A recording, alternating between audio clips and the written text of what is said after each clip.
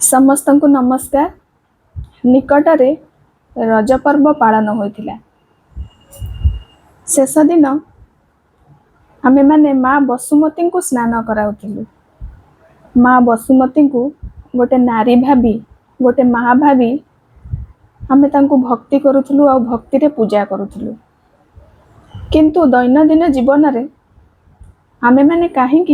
ଆମେମାନେ ନାରୀଟିଏ ହୋଇ କାହିଁକି ଅନ୍ୟ ନାରୀଙ୍କୁ ସମ୍ମାନ ଦେଇପାରୁନୁ?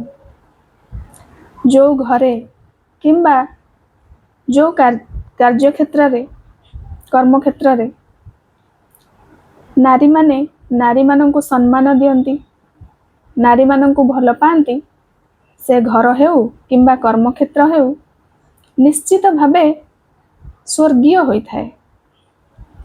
ମର୍ତ୍ତ୍ୟରେ ବୈକୁଣ୍ଠର ଅନୁଭବ ଦେଇଥାଏ। ତେଣୁ ଆସନ୍ତୁ ନାରୀଟିଏ ହୋଇ ଅନ୍ୟ ନାରୀମାନଙ୍କୁ ସମ୍ମାନ ଦେବା, ନାରୀମାନଙ୍କୁ ଭଲ ପାଇବା ଏବଂ ମର୍ତ୍ତ୍ୟରେ ବୈକୁଣ୍ଠର ଅନୁଭବ କରିବା। ଧନ୍ୟବାଦ।